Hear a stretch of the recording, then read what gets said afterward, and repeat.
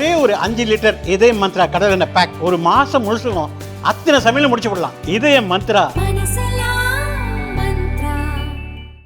இந்த காலச்சூழலில் ஈழத்தமிழர்களை பற்றி திரைப்படம் எடுக்க வேண்டும் என்று சிந்தித்ததே பாராட்டுதலுக்குரியது, போற்றுதலுக்குரியது. அந்த வகையில் தயாரிப்பாளர், இயக்குனர் உள்ளிட்ட அனைவரையும் நான் நெஞ்சார பாராட்டுகிறேன், வாழ்த்துகிறேன். அதிலும் மிக முக்கியத்துவம் வாய்ந்த ஒரு பிரச்சனையை இயக்குனர் தொட்டிருக்கிறார். இரட்டை குடியுரிமை என்கிற ஒரு கோரிக்கை. நம்முடைய ஒன்றிய அரசு, பாஜக அரசு சிஏஏ என்ற ஒரு சட்டத்தை கொண்டு வந்ததை நாம் அறிவோம். அந்த சட்டம் ஈழத்திலிருந்து வரக்கூடிய தமிழர்களுக்கு குடியுரிமை தர முடியாது என்று திட்டவட்டமாக தெரிவித்திருக்கிறது. அப்படி ஒரு சட்டமே வந்துவிட்டது. அண்டை மாநிலங்களிலிருந்து வரக்கூடிய, தஞ்சம் புகக்கூடிய, அகதிகளாக வரக்கூடியவர்களுக்கு, முஸ்லீம்களுக்கும் ஈழத்தமிழர்களுக்கும் குடியுரிமை தர முடியாது என்று சட்டம் கொண்டு வந்திருக்கிறார்கள். இப்போது இது நடைமுறையிலே நிறைவேற்றப்பட்டு நடைமுறையிலே இருக்கிறது. இன்னும் அதை தீவிரப்படுத்தவில்லை. இப்படிப்பட்ட ஒரு சூழலில் இந்த கருப்பொருளை கதை களமாக்கி இருப்பது மிகவும் முக்கியத்துவம் வாய்ந்ததாக இருக்கிறது. நம்முடைய வேல்முருகன் அவர்கள் சொன்னதைப் போல இரட்டை குடியுரிமை தொடர்பாக சிலருக்கு மாற்று கருத்து உண்டு. நான் அவரிடத்திலே சொன்னேன் பேசிக்கொண்டிருந்த போது. ஒரு முறை நான் செய்தியாளர்களை சந்தித்த போது 1983 தமிழகத்திற்கு தஞ்சம் அடைந்த தமிழ் சொந்தங்கள் இங்கேயே திருமணம் செய்து, இங்கேயே பிள்ளைகளை பெற்று, அவர்களும் திருமணம் செய்து, அவர்களும் இப்போது பிள்ளை பெறக்கூடிய அளவுக்கு 3 தலைமுறை இங்கே வாழக்கூடிய ஒரு நிலை இருக்கிற சூழலில், இங்கேயே பிறந்து இங்கேயே வாழ்ந்து கொண்டிருக்கிற ஈழத்தமிழ் சொந்தங்களுக்கு இரட்டை குடியுரிமை வழங்க வேண்டும் என்ற ஒரு கருத்தை சொன்னேன். அதை சொல்லிவிட்டு நான் பாண்டிச்சேரிக்கு போகிற போது, பாண்டிச்சேரியிலிருந்து சில தோழர்கள் அங்குள்ள முகாமில் இருந்து வந்து என்னை பார்த்தார்கள். நீங்கள் எப்படி அப்படி சொல்லலாம்? நாங்கள் அந்த கோரிக்கையை வைத்தோமா? நாங்கள் எல்லோரும் எங்கள் தாயகத்திற்கு திரும்ப வேண்டும் என்கிற வேட்கையோடு இருக்கிறோம். எங்களுக்கு இங்கே இரட்டை குடியுரிமை தேவையில்லை என்ற ஒரு கருத்தை சொன்னார்கள். 1-2 பேர் அப்படி இருக்கலாம். ஆனால் பலர் இங்கேயே பிறந்து வாழ்ந்து கொண்டிருப்பவர்கள் ஒரு குடியுரிமை என்கிற முக்கியமான கோரிக்கையை உயர்த்தி பிடிக்கிறார்கள். இரட்டை குடியுரிமை அல்லது இந்திய குடியுரிமை. இது மிகவும் முக்கியத்துவம் வாய்ந்த ஒரு பிரச்சனை. இலங்கையிலே 2 வகையான தமிழர்கள், பூர்வீக தமிழர்கள் வடக்கு கிழக்கு மாகாணங்களில் வாழ்கிறார்கள். இந்திய வம்சாவழி தமிழர்கள் மலையகத்தில் வாழ்கிறார்கள். இப்போ நம்முடைய கதாநாயகி நுவரெலியா என்று சொன்னார். நுவரெலியா என்பது அப்கண்ட்ரி, மலையகத்தில், கொழும்புக்கு பக்கத்தில் இருக்கிற மலையகம், கண்டி, நுவரெலியா என்ற அந்த பகுதி, தேயிலை தோட்ட பகுதி. இங்கிருந்து சாஸ்திரி காலத்திலே ஒப்பந்தம் போட்டு, சாஸ்திரி பண்டா ஒப்பந்தம் போட்டு தேயிலை தோட்டங்களில் பணியாற்றுவதற்காக லட்சக்கணக்கான மக்களை அழைத்து கொண்டு போனார்கள். 10 லட்சம் பேர் அழைத்து கொண்டு போனார்கள். அவர்களெல்லாம் அங்கே தோட்டத்திலே தொழிலாளர்களாக லயம் என்கிற இடத்திலே, லயம்னா குதிரைகள் கட்டுகிற இடத்திற்கு பெயர் லயம், அதுதான் மக்களுடைய குடியிருப்புக்கும் பெயர். இன்றைக்கும் அப்படித்தான் அவர்கள் வாழ்ந்து கொண்டிருக்கிறார்கள். பிரிட்டிஷ் காலத்திலே கொண்டு போனார்கள். அதுக்கு பிறகு வந்த ஒப்பந்தம் தான் பண்டா சாஸ்திரி ஒப்பந்தம். அந்த ஒப்பந்தத்தின்படி 50% பேரை தமிழ்நாட்டுக்கு அனுப்பிவிட்டார்கள், இந்தியாவுக்கு அனுப்பிவிட்டார்கள். அவர்களுக்கு பெயர்தான் இந்திய வம்சாவழி தமிழர்கள்.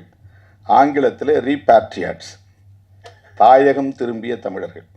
அவர்கள் தமிழ்நாட்டை சார்ந்தவர்கள், இந்திய குடியுரிமை உள்ளவர்கள், வேலைக்காக அங்கே போனவர்கள். பிறகு அந்த அரசு எங்களுக்கு இவர்களெல்லாம் வேண்டாம், இவர்களுக்கு எங்களால் குடியுரிமையெல்லாம் தர முடியாது என்று ஒரு ஒப்பந்தம் போட்டு திரும்ப 5 லட்சம் பேரை அனுப்பிவிடுகிறார்கள்.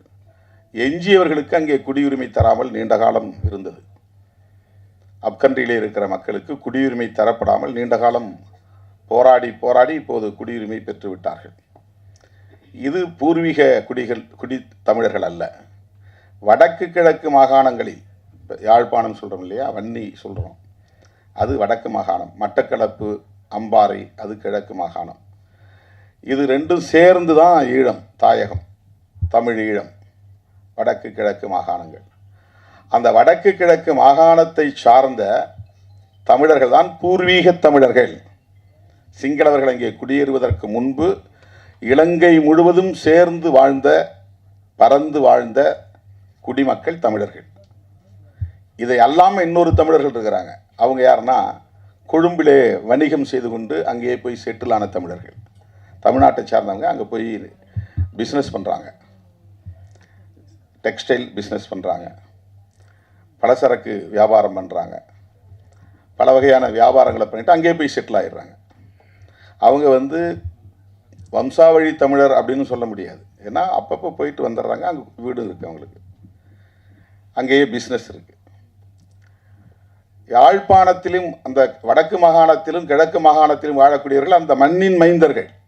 நம் நாடு பூகம்பத்தால் ரெண்டாக பிளந்த போது லெமுரியா கண்ணு அழிஞ்சு போச்சுன்னு சொன்னாங்க இல்லையா, அழிஞ்சது போக எஞ்சிய பகுதி தான் தீவாக இருக்குது. அப்போல்லாம் இதெல்லாம் சேர்ந்து ஒரே நிலப்பரப்பாக இருந்தது. ஆஸ்திரேலியாவும் இதில் சேர்ந்த நிலப்பரப்பாக இருந்தது. மூழ்கி போன லெமுரியா கண்டம் ஒரே நிலப்பரப்பாக இருந்தது. அப்படிப்பட்ட காலத்தில் லெமுரியா உள்ளே போயிடுச்சு, பகுருளி ஆறு உள்ளே போயிடுச்சு, எஞ்சிய பகுதி தீவாக இருக்குது. அந்த தீவு இன்னைக்கு நமக்கு இன்னொரு நாடு, ஆனால் அன்னைக்கு ஒரே நிலப்பரப்பாக இருந்தது. அப்போ நாம் எல்லாம் ஒன்றா சேர்ந்து வாழ்ந்த காலம், நம்முடைய முன்னோர்கள் எல்லாம் ஒரே நிலப்பரப்பாக இருந்தது. இப்போ திடீர்னு இப்போ தமிழ்நாடு ரெண்டாக பிளந்துருதுன்னு வச்சுங்க, சென்னைக்குள்ளே வெள்ளம் புகுந்துருது, ரெண்டாக பிளந்துருது. பிளந்த பகுதி ஒரு பகுதி உள்ளே போயிடும், ஒரு பகுதி தீவாக மாறிடும், இன்னொரு பகுதி இந்த இந்தியாவோட இணைஞ்சு நிற்கும், தெற்கான தட்சிண பூமியோட இணைஞ்சு நிற்கும். சென்னை, செங்கல்பட்டு, காஞ்சிபுரம், திருவள்ளூர்லாம் இதோட இணைஞ்சிருக்கும். நடுவில் தண்ணி பூந்து அரபிக்கடலில் போய் கலந்துருதுன்னு வச்சுங்க, தென்பகுதி எல்லாம் கடலூருக்கு அந்த பக்கம் இருக்கிற பகுதியெல்லாம் ஒரு தீவாக மாறிடும். அந்த மாதிரி தான் இலங்கை தீவு, அப்படி உருவானது தான் இலங்கை தீவு. ஆகவே அந்த இலங்கை தீவிலே வாழ்ந்த மக்கள் ஏற்கனவே இந்த நிலப்பரப்பில் பூர்வீகமாக வாழ்ந்தவர்கள். அவர்கள் இங்கிருந்து குடியேறியவர்கள் அல்ல. ஆனால் அப்கண்ட்ரியிலே வாழக்கூடியவர்கள் இங்கிருந்து வேலைக்காக போனவர்கள், அழைத்து செல்லப்பட்டவர்கள் ஆங்கிலேயர் காலத்தில். இப்போ நாம் கேட்பது வம்சாவழி தமிழர்களுக்கான குடியுரிமை அல்ல. வந்துவிட்டவர்கள் இங்கே இந்திய குடிமக்களாகிவிட்டார்கள். ரீபாட்ரியாட்ஸ் என்கிற பெயரில் நீலகிரியில் இருக்கிறவங்களாம் அவங்க தான், கொடைக்கானல் பகுதியில் இருக்கிறவங்களாம் அவங்க தான். அதிகமாக அங்கே மலையக தமிழர்கள் இருப்பாங்க. அவங்கெல்லாம் தாயகம் திரும்பிய தமிழர்கள். அவர்களுக்கு குடியுரிமை பிரச்சனை இல்லை. ஆனால் வேறு பிரச்சனைகள் இருக்குது, சட்டப்பூர்வமான இன்னும் சில பிரச்சனைகள் இருக்குது.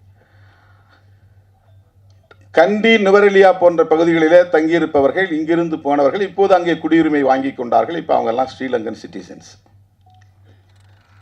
1983 கலவரம் ஏற்பட்ட போது, ஜூலை கலவரம் ஏற்பட்ட போது அங்கிருந்து படகுகளே வந்து இங்கே தஞ்சம் புகுந்தவர்கள் 83 தொடர்ச்சியாக கலவரம் நடக்கிற போதெல்லாம், வன்முறைகள் நடக்கிற போதெல்லாம் உயிர் தப்பி பிழைத்து இங்கே வந்தவர்கள் இங்கேயே தங்கிவிட்டார்கள். இப்போ இங்கே இருக்கிறவங்களோடவே திருமணம் பண்ணிக்கிட்டாங்க. இந்திய குடியுரிமை பெற்றவர்களோடவே திருமணம், ஆணோ பெண்ணோ திருமணம் பண்ணிக்கிறாங்க. இப்போ முகாம்கள் இருக்கிறாங்க. முகாம்களில் இருந்த நிலைமைகளை நம்முடைய வேல்முருகன் அவர்கள் மிகுந்த உருக்கத்தோடு சொன்னார். போராடி எப்படியெல்லாம் அவங்களுக்கு வீடுகள் கட்டித்தரணும், அவங்களுக்கு வழங்கப்பட்ட மாதாந்திரப்படி. நான் ஒரு முறை காட்டுமன்னார்குடியில் போய் ஒரு முகாம் பார்த்தேன். ஒரு சின்ன ஒரு ஹால், அதுக்குள்ளே புடவையால் தான் தனித்தனி வீடு மாதிரி மறித்து புடவை தான் வால் மாதிரி சாரீஸாலே அப்படியே கட்டிக்கிட்டு அதுக்குள்ளே தான் ஒரு குடும்பம். அது மாதிரி இன்னொரு தடுப்பு கட்டியிருப்பாங்க, அதுக்குள்ளே ஒரு குடும்பம். அவங்களுக்கு தனி வீடே இல்லை. மொத்தத்தில் ஒரு டார்மிட்ரி மாதிரி ஒரே ஹால். அந்த ஹாலுக்குள்ளே பிளைவுட் போட்டு கூட தடுத்து கொடுக்கல, அவங்களே துணியால் தடுத்து குடியிருந்தாங்க. அவங்க ஊருக்கு பக்கத்தில் அம்பலவாணன்பேட்டையில் ஒரு முகாம் இருந்துச்சு, காட்டு சாகை புலியூர் பக்கத்தில். அங்கே ஒரு முகாம் இன்றைக்கி இருக்குது. அந்த முகாமுக்கு போய் நானும் கட்சியில் பொதுச் செயலாளர் ரவிக்குமார்லாம் போய் பார்த்தோம். அந்த மாதிரி ஒரு 5-6 முகாம்களை பார்த்துட்டு ஒரு ரிப்போர்ட்டு போய் அன்றைக்கு டாக்டர் கலைஞர்கிட்ட கொடுத்தோம். அவங்களுக்கு மாதம் வழங்கக்கூடிய அந்த தொகை, உதவித்தொகை பத்தாது, அதை உயர்த்தணும். விடுதலை சிறுத்தைகள் கட்சியினுடைய கோரிக்கையை ஏற்று கலைஞர் அது வந்து 300 ரூபாய் 400 ரூபாய் இருந்தது வந்து 600 ரூபா உயர்த்தினார். இன்றைக்கி 1000 ரூபாய்க்கு மேலே வந்துருச்சு, உயர்த்திட்டாங்க. இப்போ அதுக்கு பிறகு தான் வீடுகள்லாம் கட்டணுங்கிற கோரிக்கைகள்லாம் வேல்முருகன் அவர்கள் சொன்னது மாதிரி நம்ம எல்லாம் சேர்ந்து குரல் கொடுத்து இன்றைக்கி வீடுகள் கட்டி கொடுக்குறாங்க. இந்த முகாம்களை இல்லாமல் வெளியே வந்து அரசு அனுமதியோடு தங்கியிருக்கிறாங்க பல பேர். மொத்தத்தில் தமிழ்நாட்டுக்குள்ள 1,00,000 பேர் தான் இருப்பாங்க. அவங்களுக்கே இங்கே நம்மால் வந்து நல்ல வீடு கட்டி தர முடியல. ஆஸ்திரேலியாவோட தரக்கூடிய மரியாதை இந்தியாவில் கிடையாது. கனடாவில் அப்படி தஞ்சம் புகுந்த ஈழத் தமிழர்களுக்கு தரப்படுகிற உரிமைகள், வசதிகள், அவங்களுக்கு வேலை கிடைக்கிற வரல எத்தனை பேர் குடும்பத்தில் இருந்தாலும் அத்தனை பேருக்கும் வந்து அரசாங்கம் சாப்பாட்டு செலவிலிருந்து அத்தனை செலவையும் அரசாங்கம் ஏற்றுக்கொள்கிறது. இங்கிலாந்தில் அந்த மாதிரி. இங்கே புலிகளோடு தொடர்பில் இருந்தால் தூக்கி அடிச்சிடறான், அங்கே புலிகளோட தொடர்பில் இருந்தால் குடியுரிமையை தரான். ஐரோப்பிய நாடுகளில் நான் புலிகள் இயக்கத்தில் இருந்தேன், போராட்டத்தில் இருந்தேன் அப்படின்னு சர்டிஃபிகேட்னால நிறைய சர்டிஃபிகேட் கொடுத்துருக்குறேன். அந்த மாதிரி ஒரு எம்பிங்கிற முறையில் வர்றவங்களுக்கு வந்து ஃப்ரான்ஸ்லேயே ஐரோப்பியில் ஏதாவது ஒரு நாட்டில் அவங்க போய் தங்கணும்னா இவர் வந்து ஈழ விடுதலை போராட்டத்தில் ஈடுபட்டவர், ஆயுத குழுக்களோட தொடர்பில் இருந்தவர். அதனால் இவர் இலங்கைக்கு போனால் இவரை கைது செய்து விடுவார்கள் அல்லது கொன்று விடுவார்கள். எனவே இவரை உங்கள் நாட்டில் அடைக்கலம் தந்து அவருக்கு ஏற்றுக்கொள்ளுங்கள் அப்படின்னு நம்ம கடிதம் கொடுக்கணும். அதை வந்து இங்கிலாந்தில் ஏற்றுக்கிறாங்க, ஐரோப்பிய நாடுகளில் ஏற்றுக்கொள்கிறார்கள், அமெரிக்காவில் ஏற்றுக்கொள்கிறார்கள், கனடாவில் ஏற்றுக்கொள்கிறார்கள். இந்தியாவில் புலிகளோட தொடர்பில் இருந்தால் அடுத்த செகண்டே தூக்கி அனுப்பிச்சி விட்ருவாங்க. கைது பண்ணால் அவர் சொன்ன மாதிரி சிறப்பு முகாமில் போட்டுறாங்க. எந்த குற்றமும் செய்ய மாட்டாங்க, சாதாரண குற்றம்தான். அதுக்கு என்ன காரணம்னா இந்திய ஒன்றிய அரசின் வெளி விவகார கொள்கை தான் முக்கியமான காரணம். இந்த குடியுரிமையை பொறுத்தவரையில் தமிழ்நாடு அரசுக்கு எந்த மாநில அரசுக்கும் அதிகாரம் கிடையாது. சட்டமன்றத்தில் ஒரு தீர்மானம் நிறைவேற்றலாம். இப்போ கூட அவர் சொன்னார் இல்லையா, நான் செஞ்சி கூட்டத்தில் பேசினேன், தீர்மானம் நிறைவேற்றுங்கன்னு, தமிழிடம்தான் ஒரே தீர்வுன்னு சட்டமன்றத்தில் தீர்மானம் நிறைவேற்றுங்க. அந்த மாதிரி இரட்டை குடியுரிமை வழங்குங்கள் என்று தமிழ்நாடு சட்டமன்றத்திலே தீர்மானம் நிறைவேற்ற முடியும். அவங்களால சட்டம் மசோதா பில்லு கொண்டு வர முடியாது. அந்த அதிகாரம் வந்து மாநில அரசுக்கு கிடையாது, இந்திய ஒன்றிய அரசுக்கு தான் இருக்குது. அவங்க ஏற்கனவே சட்டம் கொண்டு வந்துட்டாங்க, அதை தான் நம்ம கடுமையாக எதிர்த்தோம், மிக கடுமையாக எதிர்த்தோம். பாருங்கள், மத அடிப்படையில் தான் பார்க்குறான். முஸ்லீம்களுக்கு தவிர மற்ற யார் வந்தாலும் நான் கொடுப்பேங்கிறான். புத்திஸ்ட் வந்தால் கொடுப்பேன் இது குடியுரிமை. கிறிஸ்டியானிட்டி மதத்தை சார்ந்தவங்க கிறிஸ்டியன்ஸ் வந்தாங்கன்னா நாங்கள் கொடுப்போம். பெர்ஷியன்ஸ் பார்சி மதத்தை சார்ந்தவங்க வந்தால் கொடுப்போம். சீக்கியர்கள் வந்தால் கொடுப்போம். இந்துக்கள் வந்தால் கொடுப்போம். ஆனால் எக்ஸப்ட் ஸ்ரீலங்காவிலிருந்து இந்துக்கள் வந்தாலும் தரமாட்டோம். ஸ்ரீலங்காவிலிருந்து வரவனா இந்துவாக பார்க்குறதுல தமிழனாக பார்க்குறான். தமிழனுக்கு குடியுரிமை இல்லை. அந்த சிஏஏ சட்டத்தில் 2 பேருக்கு குடியுரிமை மறுக்கப்படுகிறது. ஒன்று இஸ்லாமியர்கள், இன்னொன்று தமிழர்கள். இது எவ்வளவு பெரிய ஓரவஞ்சனை! இதுதான் மத சார்பு நடவடிக்கைங்கிறது. இப்போ ஒரு மதத்துக்கு சார்பாகவோ ஒரு மதத்துக்கு எதிராகவோ அரசு இயங்கக்கூடாது என்பது தான் செக்யூலரிசம்ங்கிறது. அதுதான் கான்ஸ்டிடியூஷன் சொல்லுது. இப்போது சிஏஏங்கிற சட்டம் இயற்றப்பட்டாச்சு,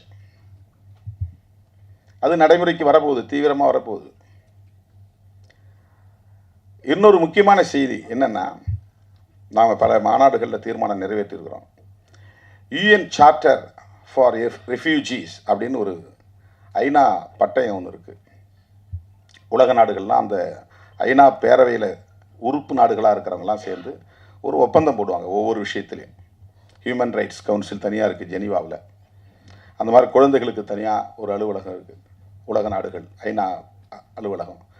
பெண்களுக்கான பிரச்சனைகளை கவனிக்கிறதுன்னு ஒரு அலுவலகம் இருக்குது. நியூயார்க்கில் இருக்கிறது செக்யூரிட்டி கவுன்சில், அதுதான் அரசியல் தலைவர்கள் பெரிய தலைவர்கள்லாம் போய் உட்காந்து பேசுகிற இடம். இப்போ ஜெனீவாவில் இருக்கிறது இப்போ நம்மளை மாதிரி ஆள்லாம் போய் பேசலாம். நாம் அனுமதி வாங்கி நமக்கு போனால் ஒரு 2 நிமிஷம் 3 நிமிஷம் பேசலாம். ஒரு முறை நானும் போய் பேசியிருக்கிறேன். அது யூஎன் ஹியூமன் ரைட்ஸ் கவுன்சில். அந்த மாதிரி ரெஃப்யூஜிஸ்க்குன்னு ஒரு ஃபோரம் இருக்குங்க. ரெஃப்யூஜின்னா அகதிகள், ரீபேட்ரியாட்ஸ்னா தாயகம் திரும்பியவர்கள். இந்த ரெஃப்யூஜிஸ்க்கு உலக நாடுகளில் யார் தஞ்சம் கேட்டாலும் அவங்களுக்கு கொடுக்கணும், எந்த நாடும் மறுக்கக்கூடாது. போர் காரணத்தினால புலம்பெயர்வாங்க, இயற்கை சீற்றம் காரணமாக புலம்பெயர்வாங்க, வறுமை காரணமாக புலம்பெயர்வார்கள். இப்படி ஏதாவது காரணங்களால் டிஸ்பிளேஸ்மெண்ட், ஒரு நாட்டில் இருந்து இன்னொரு நாட்டுக்கு புலம்பெயர்து. அந்த நாட்டுக்கு தஞ்சம் புகிற போது அவங்கள ரிஜெக்ட் பண்ணக்கூடாது, அவங்கள வரவேற்கணும். வரவேற்று அவர்களை மனிதர்களாக நடத்தணும், அவங்களுக்கான வாழ்வாதாரங்களை உறுதிப்படுத்தணும். அவங்களுடைய கல்வி, அவங்களுடைய சுகாதாரம், அவங்களுடைய மருத்துவம், அவர்களுக்கான வேலை வாய்ப்பு எல்லாவற்றையும் உத்தரவாதப்படுத்த வேண்டும் அப்படிங்கிறது தான் யூஎன் சார்ட்டர். அது உலக நாடுகள்லாம் ஒன்றா சேர்ந்து உருவாக்கி இருக்கிற ஒரு சார்ட்டர். சார்ட்டர்னா அது ஒப்பந்த பத்திரம் மாதிரி, ஒப்பந்த பட்டயம். அதில் கையெழுத்திடாத நாடு இந்தியா. மற்ற நாடுகள்லாம் கையெழுத்திட்டு இருக்கிறாங்க. ஏன்னா இவனுக்கு அண்டை மாநிலங்களிலிருந்து நிறையா உள்ள நுழையிறாங்க, அவங்களெல்லாம் இங்கே வச்சுக்கிட்டு எங்களால் இடம் கொடுக்க முடியாது, உரிமைகள் தர முடியாது. அந்த மாதிரி புலம்பெயரக்கூடியவர்களை உள்வாங்க முடியாது, ஏற்றுக்கொள்ள முடியாதுங்கிற நிலைப்பாடு அந்த காலத்திலிருந்து இருக்குது, இன்னமும் இருக்குது. இப்போ நம்முடைய கோரிக்கைகளில் யூஎன் சார்ட்டரில் இந்தியன் கவர்மெண்ட்டு கையெழுத்து போடணும் அப்படின்னு நம்ம சொல்கிறோம், தொடர்ந்து வலியுறுத்திட்டு இருக்கிறோம். இன்னமும் நம்ம வலியுறுத்துகிறோம். ரெஃப்யூஜிஸ் நம்ம நாட்டில் மட்டும்தான் கிரிமினல்ஸ் மாதிரி நடத்துகிறாங்க. வெல்முருகன் அவர் சொன்னார் பாருங்கள், 6 மணிக்கு மேலே ஆள் காணுன்னா கியூ பிரான்ச் அங்கே போய் நிற்பான். ஒவ்வொரு முகாமிலும் இப்போ தான் கொஞ்சம் லேசாக ரிலாக்ஸ் பண்ணியிருக்காங்க. வெளியே வந்தால் கியூ பிரான்ச்சில் சொல்லிட்டு தான் வெளியே வரணும் முகாமில் இருந்து. இங்கே ரெடில்ஸ் பக்கத்தில் ஒரு முகாமுக்கு நான் பலமுறை போயிருக்கிறேன். பாதிக்கப்பட்டவங்களுக்கு போய் அரிசி பருப்புலாம் கொடுத்துட்டு வந்துருக்குறோம், போர்வெல்லாம் கொடுத்துட்டு வந்துருக்கோம். அவங்க சொல்லும் போதெல்லாம் நமக்கு அப்படியே ரத்த கண்ணீரே வடிக்கும். பல இடங்களில் அந்த முகாமுக்குள்ளே போய் பார்த்துருக்கோம். அவங்க வசிக்கக்கூடிய இடங்கள்லாம் அவ்வளவு மோசமாக இருக்கும். நம்ம நாட்டுக்குள்ளே நம்ம தொப்புள் குடிங்கிறோம், நம்ம சொந்தங்கிறோம், நம்முடைய ரத்த பந்தங்கிறோம், குருதி உறவுங்கிறோம். ஆனால் அவங்களுடைய வாழ்நிலைங்கிறது அவ்வளவு பேரவலம் நிறைந்த ஒரு வாழ்க்கை. இதுக்கு என்ன காரணம் அப்படின்னு சொன்னால், இந்திய ஒன்றிய அரசு அகதிகள் தொடர்பாக என்ன கொள்கையை கொண்டிருக்கிறது, நிலைப்பாட்டை கொண்டிருக்கிறது என்று பார்த்தால் உலக நாடுகள் செய்வதை போல் இது செய்யவில்லை. ரெஃப்யூஜிஸ்க்கு நல்ல முறையாக ட்ரீட் பண்ணுறதில்ல. அப்படி ஒரு கொள்கையை இவங்க வச்சுருக்கிறாங்க. இப்போ தான் இந்த சிஏஏ சட்டத்தில் நீ பாகிஸ்தானில் இருந்து வந்தாக்க முஸ்லீமாக இருந்தால் கிடையாது, இந்துவாக இருந்தால் உண்டு, கிறிஸ்டியனாக உண்டு. சீனாவில் இருந்து வந்தாலும் அதே தான் க்ரைட்டீரியா. இலங்கையிலிருந்து வந்தால் யாருக்கும் இல்லை. இலங்கையில் 2 பேர் தான் தமிழர்கள் தான் வராங்க, சிங்களவர்கள் இங்கே வர போகிறதில்ல. 2 தமிழர்கள் யார்? இந்து தமிழர் இல்லைனா இஸ்லாமிய தமிழர். கிழக்கு மாகாணத்தில் இருக்கிறவங்க இஸ்லாமியர்கள், வடக்கு மாகாணத்தில் இருக்கிறவங்க இந்துக்கள் நிறைய இருக்காங்க. இந்துவாக இருந்தாலும் நீ தமிழனாக இருந்தால் உனக்கு குடியுரிமை இல்லை. இதுதான் இந்திய அரசின் நிலைப்பாடாக இருக்கிறது. இதைத்தான் நாம் எதிர்க்கணும். உண்மையான தமிழ் தேசியம் இதை கண்டிப்பதில் தான் இருக்கிறது. வெறும் திராவிட அரசியலை எதிர்ப்பதில் கிடையாது. அது உள்ளபடியே பெரிய டைவர்ஷன். அது தமிழ் தேசியத்தின் உண்மையான பகைங்கிறதே இந்திய தேசியம்தான். இந்திய தேசியத்தை எதிர்க்காம தமிழ்நாட்டுக்குள்ளே இருக்கிற சில திராவிட கட்சிகளை ஏற்றுக்கிட்டு இருந்தோம்னா நம்ம ஒட்டுமொத்த தமிழ் சக்திகளையே விரயமாக்குறோன்னு அர்த்தம், திசை திருப்புறோன்னு அர்த்தம்.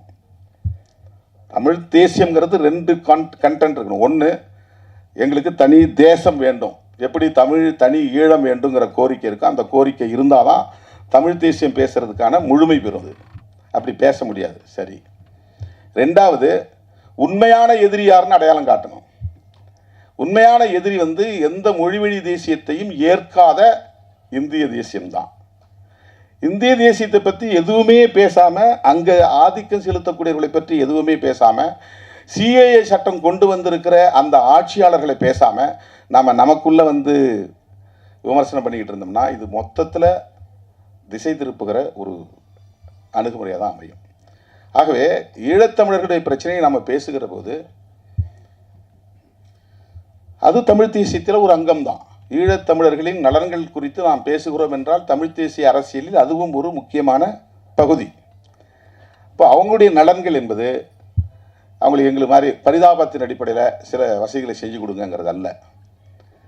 அவங்களுடைய நலன் ஒன்று தான், தமிழ் ஈழம். அந்த தமிழ் ஈழத்தை நாம் முழுமையாக ஆதரிக்க வேண்டும், அதை வரவேற்க வேண்டும், அதை வலியுறுத்த வேண்டும். அதை இறுதி வரையில் வலியுறுத்த வேண்டும். அதற்காகவே தொடர்ந்து நாம் போராட வேண்டும். இது ஒரு சின்ன ரிஃபர்மேஷன் மாதிரி. என்னென்னா, அங்கேருந்து இங்கே வந்துட்டாங்க, இனிமேல் இவங்களால் அங்கே போக முடியாது, போகிறதுக்கான சூழல் இங்கே இல்லை. தமிழீழம் மலர்கிற வரையில் அவங்க இங்கே தான் வாழ்ந்தாகணும். தமிழீழம் மலர்ந்த பிறகு அவங்க அங்கே போகலாம். ஆகவே அங்கே இப்போதைக்கும் அவங்க அந்த நாட்டு குடிமகன் தான். ஏன்னா இங்கே வந்துட்டாலும் கூட, தஞ்சம் புகுந்தாலும் கூட, இங்கேயே பல தலைமுறை தங்கியிருந்தாலும் கூட அவங்க ஸ்ரீலங்கன் தான், இலங்கை குடியுரிமை உள்ளவர்கள். அப்போ இங்கேயும் நீ குடியுரிமை பெறலான்னு சொல்லும்போது 2 குடியுரிமை ஆயிடுது. அதாவது இரட்டை குடியுரிமை அப்படிங்கிறது அதான் பொருள். அவங்களுக்கு அங்கேயும் குடிமக்களாக தான் இருக்கிறாங்க. இன்றைக்கே சர்டிஃபிகேட் பிரகாரம் அவங்க ஸ்ரீலங்கன் சிட்டிசன்ஸ், இங்கே அகதி முகாமில் இருந்தாலும். ஆனால் இங்கேயே பிறந்து உங்கள் பிள்ளைங்க வளர்ந்துருச்சு, உங்கள் பேர பிள்ளைங்க இருக்கிறாங்க, இப்போ எல்லாம் அவங்களுக்கெல்லாம் நாங்கள் குடியுரிமை தரோம் அப்படின்னா, இவங்க நாளைக்கு ஒரு வேளை ஈழம் மலர்ந்த பிறகு எந்த சூழலிலும் உடனே அவங்க இலங்கைக்கு போகலாம். இங்கே இருக்கிறதெல்லாம் விற்றுட்டு போயிடலாம், எடுத்துக்கிட்டு போயிடலாம். அதுக்காக தரப்படுறது தான் இரட்டை வாக்குரிமை, இரட்டை குடியுரிமை என்பது, இரட்டை குடியுரிமை. எனவே இதையும் சேர்த்து பேசுவது தான் தமிழ் தேசியத்தின் இன்னொரு அங்கம். நான் வேல்முருகன் அவர்கிட்ட பேசிட்டு போது சொன்னேன், பத்திரக்கோட்டை, இந்த தயாரிப்பாளர் பத்திரக்கோட்டை என்னாரு பாருங்கள், உங்கள் அரசியல் தாக்கம் தான் அவரை இந்த இடத்துல கொண்டாந்து நிறுத்திருக்கு. நீங்கள் பேசுகிற அரசியலின் தாக்கம் தான் இன்றைக்கி இப்படி ஒரு படத்தை எடுக்கிறதுக்கு அவர் உடன்பட்டு வந்து நிற்கிறார். ஒரு சயின்டிஸ்ட்டு, எனக்கு என்ன இதில் சம்மந்தம், அவர் போய் செட்டில்டு அவர் லைஃப்பில், அவருக்குன்னு ஒரு சமூக தகுதி இருக்குது, பர்சனலாக அவர் ஒரு நல்ல குவாலிஃபைடாக இருக்கிறாரு. அது நமக்கு என்ன சம்மந்தம்ன்ட்டு அவர் பாட்டுக்கு ஒதுங்கி இருக்கலாம். ஆனால் ஈழத்தமிழர்களுடைய பிரச்சனையில் வேதாஜி பாண்டியன் அவர் பாருங்கள், ராமநாதபுரத்துக்காரர், ஆனால் கடலூருக்கு அவ்வளோ அருமையான ஒரு பாடலை தன்னுடைய படத்திலே வைத்திருக்கிறார். ரொம்ப ரொம்ப ஹிட் ஆகக்கூடிய ஒரு பாடல், ரொம்ப ரொம்ப அருமையாக அந்த பாடல் கொண்டாடப்படும். அவ்வளோ சிறப்பாக பாடல் நம்ம ஆல்வின் பாரதி, கலை பாரதி எழுதியிருக்கிறாரு, இசையும் நல்லா அமைச்சிருக்கிறாங்க. இதில் படத்தை முழுசாக பார்த்தா தான் நம்ம இந்த படத்தினுடைய அருமைகளை இன்னும் விரிவாக பேச முடியும். இருந்தாலும் கூட இந்த கருப்பொருள் மிகவும் பாராட்டுதலுக்குரியது. வேதாஜின்னோட எனக்கு ஒரு நெருடல் இருந்துச்சு. வேதம்னு வேறு இருக்குது, ஜின்னு வேறு இருக்குது. என்னங்க இது, என்ன நீங்கள் நேதாஜி மாதிரி வேதாஜின்னு பேர் வச்சுருக்கிறீங்க, என்ன விஷயம்னு கேட்டேன். இல்லை, எங்கள் அப்பா பேர் வேதமணின்னாரு. வரைக்கிறப்ப வேத பாண்டியன், நீங்கள் வேதமணி பாண்டியன், பாண்டியன் தான் அவருடைய இயற்பெயர். ஆனால் ஜி இருந்தாலும் வேதம் இருந்தாலும் அவர் தமிழ் தேசிய உணர்வாளர், தமிழ் பற்றாளர், ஈழத் தமிழர்களுக்காக சிந்தித்து ஒரு படத்தையே தன்னுடைய சொந்த முயற்சியில் இதை தயாரித்திருக்கிறார் அல்லது இயக்கியிருக்கிறார் என்பது பெருமை அளிக்கிறது. அவருடைய முயற்சிகள் வெற்றி பெற இந்த குழுவினர் தொடர்ந்து இன்னும் அடுத்தடுத்த படங்களை நீங்கள் சேர்ந்து செயல்படணும். இதே தயாரிப்பாளர், இதே இயக்குனர், இதே இசையமைப்பாளர், இதே திரைக்கலைஞர்கள் எல்லாம் ஒன்றா சேர்ந்து, ஏன்னா உங்களுக்கு ஒரு நல்ல விஷன் இருக்குது, ஒரு பார்வை இருக்குது, தமிழ் தேசிய பார்வை இருக்கிறது. அந்த அடிப்படையில் அடுத்தடுத்த படங்களை நீங்கள் இன்னும் தமிழ் சமூகத்திற்கு உருவாக்கி தர வேண்டும், படைத்து தர வேண்டும். அதில் மாபெரும் வெற்றியை பெற வேண்டும். அண்ணன் ஜாக்குவார் தங்கம் அவர்களை பற்றி ஒரு வார்த்தை, அவர் மிக தீவிரமான தமிழ் பற்றாளர், தமிழர் என்கிற உணர்வுள்ளவர், எந்த மேடையிலும் தமிழன் வென்றே தீருவான் என்று உரத்து முழங்கக்கூடியவர். வேல்முருகன் அவர்கள் சொன்னதை நான் வழிமொழிகிறேன், நாங்கள் உங்களுக்கு பாதுகாப்பாக இருப்போம், நீங்கள் எங்களுக்கு பாதுகாப்பு. நான் உங்களை உடனே டிஜிபிட்ட அழைச்சிட்டு போய் உங்களுக்கு கட்டாயமாக ஒரு பிஸ்டல் வாங்கி தர்றதுக்கு உரிமம் நானும் வேல்முருகன் அவர்கள் நிச்சயமாக உங்களை அழைச்சிட்டு போய் அதிகாரிகிட்ட பேசி உங்களுடைய பாதுகாப்பை உறுதிப்படுத்துவோம். அதெல்லாம் யாரும் உங்களை, நீங்களே பெரிய போராளி தான். ஜாக்குவார்னா என்ன அர்த்தம் தெரியுங்களா? ஜாக்குவார்னா சிறுத்தைன்னு அர்த்தம். நீங்கள் சிறுத்தை தங்கம். ஜாக்குவாருங்கிறது உண்மையிலே அது சிறுத்தைன்னு தான் அதுக்கு பொருள். டைகர்னா புலி, லயன்னா சிங்கம், ஜாக்குவார் அப்படின்னா சிறுத்தை. ஏன்னா அவ்வளவு ஃபாஸ்ட், அது பயங்கர ஸ்பீடு.